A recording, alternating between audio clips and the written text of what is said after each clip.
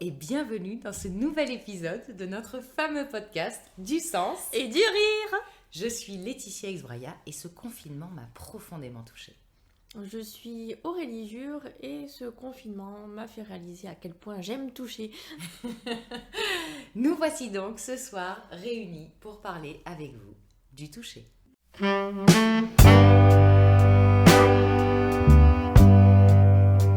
Pour introduire ce propos, je voulais partager quelques lectures du journal Mediapart, qui est un journal que je vous conseille vivement, et dans lequel, pendant cette période de confinement, plusieurs articles ont abordé la notion de toucher au travers du concept d'aptophobie.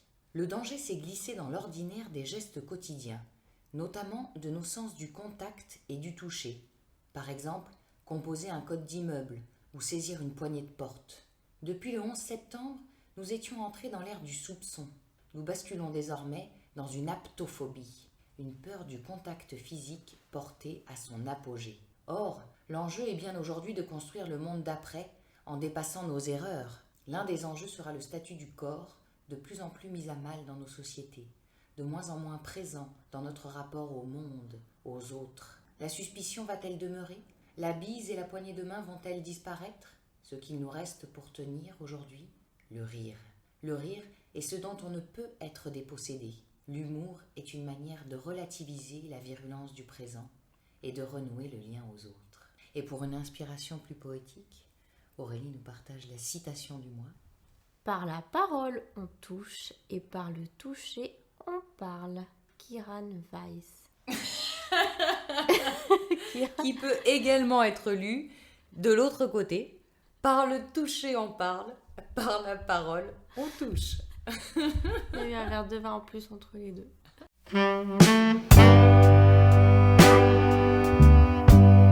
Pour parler du toucher, nous allons l'introduire d'abord dans une dimension théorique. Et je laisse Aurélie prendre la parole pour ce sujet. Eh bien, je vais vous dire que lorsque l'on touche, nous activons certains neurones spécialisés dans la perception du toucher, bien entendu, mais qui sont directement liés aux zones de l'émotionnel dans le cerveau. Nous échangeons des marques de tendresse et d'amour par le regard, les paroles, mais surtout par le toucher, et cela remplit notre réservoir d'amour. Nous fabriquons donc de l'ocytocine, cette hormone qui a un énorme pouvoir de réduire le stress, de nous apaiser, de réguler les tensions, les émotions fortes et d'amener la confiance en nous. Le toucher est le sens lié à l'intimité. D'abord à la relation mère-enfant. Donc cette sensation de toucher est déjà là présente quand nous sommes dans le ventre de la maman. Donc c'est finalement le premier sens auquel on a accès. Exactement, mais oui. Voilà pourquoi on parle aussi d'aptonomie et qui a permis le thème de ce podcast aujourd'hui grâce au thème de l'aptophobie. C'est ça, ce terme d'aptophobie qui a tout de suite résonné face à l'aptonomie, qui est donc une pratique d'accompagnement à la naissance où on invite justement les parents à se concentrer sur le toucher déjà intramuros. Intra-utérin. Effectivement, ça peut être considéré comme un mur de protection, le ventre de la maman aussi. Et donc ce lien si fort qui peut être créé par ce toucher, déjà au travers du ventre de la maman, dès le début du lien à la vie, et qui aujourd'hui donc se retrouve être une défiance ou un risque dans ce monde pandémique.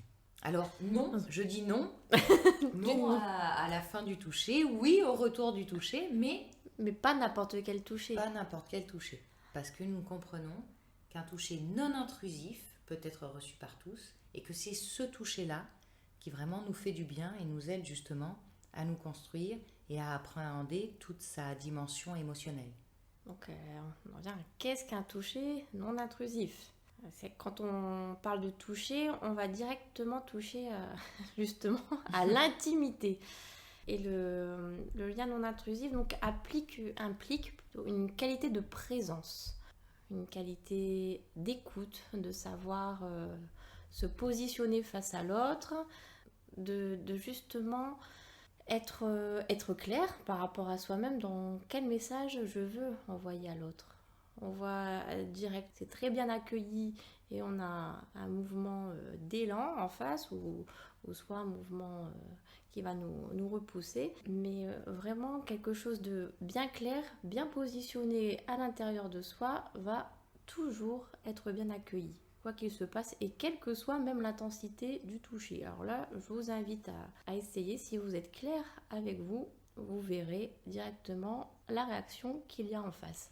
Alors moi je l'interprète du coup comme par exemple, donc au moment où on se dit bonjour, ou au revoir d'ailleurs, il y a la bise, cette fameuse bise qui nous est interdite aujourd'hui, et en même temps qu'on n'a pas tout le temps envie de faire aux autres, parce qu'elle peut être intrusive, ou parce que justement elle peut être dénuée de sens. Donc ce que je retiens de ce que tu dis aussi, c'est en fait l'intention qu'on met justement dans le toucher, l'intention, l'attention, la présence que l'on a, et donc on va avoir dans le toucher, et au moment où on se rencontre, quelque part de se faire un câlin, de se faire un gros hug. C'est aussi une manière d'aller dans l'intensité du toucher, mais avec une intention qui est non intrusive, mais plutôt dans l'écoute, dans le partage de quelque chose, et qui crée du coup un moment très beau et en même temps très sain. Et beaucoup plus sincère de ce fait, beaucoup plus authentique. Soit on se dit simplement bonjour de manière très polie, ou soit effectivement on peut créer ce lien. C'est que la bise est très française. On peut aller dans d'autres cultures où elle n'y est pas, mais on sait directement derrière ce lien la distance. Il y a toujours aussi cette distance entre deux individus où ça c'est très simple à tester. Où, dès qu'on se rapproche un petit peu trop, on sait que l'inconfort est là. Une certaine distance nous permet d'être bien, nous, dans notre zone par rapport à la personne qui est en face de nous. Avec un autre individu, on pourra beaucoup plus se rapprocher. Et c'est vrai que si cette bise est socialement instituée, directement ce lien, cette prise de conscience est coupée. On casse déjà, à mon sens, quelque chose. On casse un peu la tension parce qu'elle est juste là pour être un lien social, mais il manque l'intention et la confiance, parce que c'est ça, ce toucher non intrusif, ce toucher de qualité, il implique une certaine confiance avec l'autre, et c'est vrai que tu vas pas faire un hug à quelqu'un en qui tu n'as pas confiance, à quelqu'un avec qui tu n'as pas envie de partager quelque chose. Donc c'est vrai que quelque part, cette proposition qui nous est faite d'éviter ces choses, enfin d'éviter le serrage de main ou d'éviter la bise, parce que même dans le serrage de main, il peut y avoir quelque chose de très profond, tu vois. Beaucoup de messages qui passent, ouais. Voilà. Et donc, tu peux bien en effet choisir avec quelqu'un que tu ne connais pas, en qui tu n'as pas confiance, de simplement avoir une présence et un premier échange par le regard et par la parole, et de ne passer qu'au stade du toucher, au moment où tu peux véritablement lui faire confiance, au moment où tu as commencé à créer du lien. Parce que, justement, ce toucher, eh bien, c'est une partie du lien. Exactement. C'est beau. C'est beau, j'aime. Oui, le toucher... me rappelle une citation de Christian Bobin qui disait que le toucher, les mains sur la peau touchent l'âme directement, touchent l'âme à vif. Même parfois avec un toucher très léger, on peut aller contacter quelque chose de très profond. Et qu'on peut avoir un millimètre carré de peau, on peut aller contacter à profondeur de l'être. C'est en tant que masseuse, justement, j'en témoigne. Et c'est exactement ce qui m'a manqué pendant la période de confinement, de ne pas pouvoir aller toucher cette profondeur chez tout le monde. Ouais, parce que du coup, quand tu masses, tu touches cette profondeur et quelque part, toi aussi, ça te nourrit. Oui, exactement, parce que le moment du massage invite déjà à se préparer à ça par un état presque méditatif, je dirais, un état de neutralité, pour être vraiment présent au moment qui va être créé. Et c'est là que quand ce moment du massage invite vraiment la qualité de présence. Et c'est par cette qualité de présence qu'on peut réellement aider l'autre à aussi être présent à lui-même et donc lâcher prise. Ouais. Et oui, c'est ça, parce qu'en effet, en tant que massé... Et si tu sens que la personne qui te masse a justement une intention positive et intéressante envers toi, tu es d'autant plus à l'aise pour lâcher prise. Mais de l'importance d'avoir un lien de confiance avec cette personne qui vous touche, et en l'occurrence qui vous masse, et qui fait quelque chose qu'on ne peut pas faire par soi-même. Parce qu'on peut se toucher, on peut s'auto-masser, mais il n'y a pas le même lien, la même intention que quand c'est fait avec quelqu'un d'autre. Et surtout, il n'y a pas cette notion de confiance et cette notion d'échange qui nous ramène aussi à nos besoins fondamentaux d'appartenance à un groupe et d'échange social, quoi. Et c'est ça, c'est vrai qu'on crée une relation qui va aller directement toucher l'inconscient. Parce que l'idéal, c'est justement de consciemment ne pas avoir d'intention envers l'autre. Parce que la personne qui se fait masser a forcément une intention envers elle-même. Donc la meilleure qualité de massage va être quand la personne qui masse n'a pas d'intention pour l'autre. Voilà, c'est vraiment de sortir du rôle de... pour aller à l'extrême du rôle de sauveur. C'est vraiment juste être dans la qualité d'écoute silencieuse. Parfois c'est possible, parfois à d'autres moments, il faut être tolérant avec soi-même, c'est plus difficile, mais vraiment toucher ce silence au quotidien, même voilà, sans le toucher avec la main, mais c'est là que la notion de toucher est vraiment importante.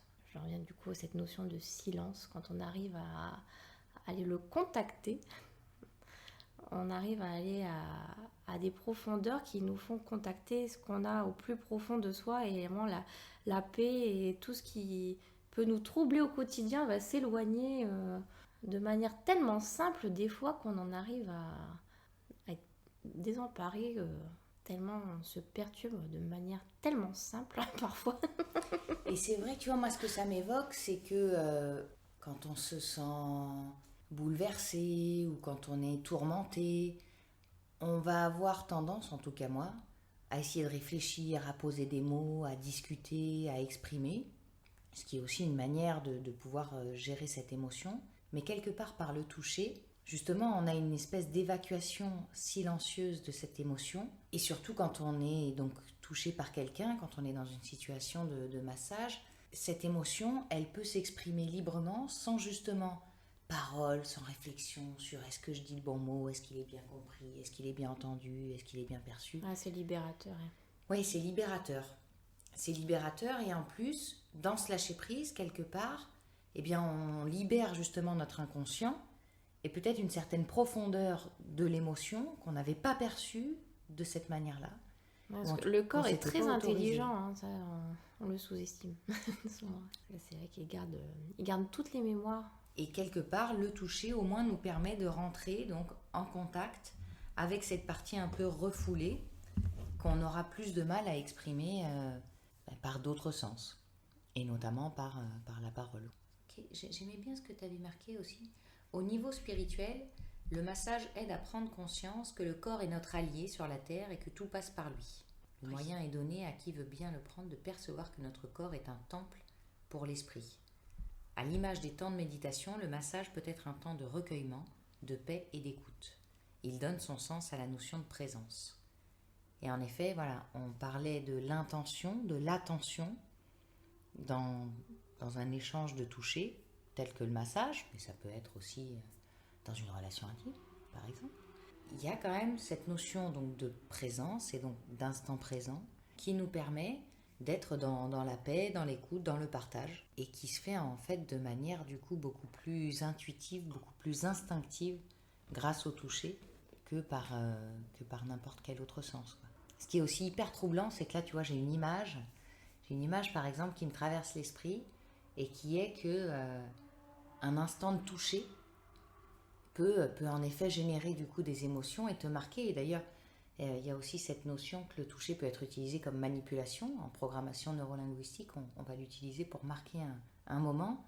Et c'est vrai que, tu vois, j'imagine deux mains qui se touchent et qui créent du coup une sensation génératrice d'émotions qui se marque et que tu gardes, qui reste profondément ancrée. Ouais, de l'intérêt, de cette qualité du toucher et de cette intention qui va venir apaiser ou en tout cas marquer de manière positive quelque part ce moment et cette capacité au lâcher-prise et au travail sur l'inconscient. Je me suis un peu perdue dans mon développement là. Non, mais c'était très intéressant. C'est qu'on crée quelque chose. C'est vraiment comme s'il y avait quelque chose en plus. Il y a les deux individus, mais il y a aussi la troisième entité qui va être là, c'est la relation qui est là à partir du moment où les deux se sont touchés, quelle que soit vraiment la relation, hein, que tu vas dans l'intime ou voilà, une relation professionnelle, s'il y a un toucher franc qui est là, il y a vraiment une relation, donc la troisième entité qui est là en plus des deux individus. Ouais, j'aime beaucoup ce concept, c'est ça. Quand on rentre en contact par le toucher, au-delà des deux entités qui se rapprochent, il y a une troisième entité qui se crée grâce à ce toucher et à cette mise en relation. Ouais. Ouais, j'aime beaucoup, j'aime beaucoup. Et pour clôturer ce podcast, nous vous proposons la blague mignon du mois, qui est donc, dites à quelqu'un qu'il y a 300 milliards d'étoiles dans l'univers et il vous croira. Dites-lui que la peinture n'est pas sèche et il aura besoin de toucher pour en être sûr. Parce que le toucher, ça nous ramène à l'essentiel. Et qu'est-ce qu'on s'est dit jusque-là pour la conclusion ? De ne pas avoir peur de toucher et d'être touché, mais surtout de ne pas avoir peur d'être touché par tout ce que la vie nous amène, d'être touché pas forcément de manière corporelle, mais surtout par tous les événements de la vie. Parce que le toucher, c'est la sensibilité. Si nous avons peur de notre propre sensibilité, nous nous coupons simplement de la vie. Alors, vivez, n'ayez pas peur d'être triste, d'avoir peur et surtout d'être heureux. Voilà, n'ayez pas peur de toucher et d'être touché dans tous les sens du terme. La vie est belle, profitons-en.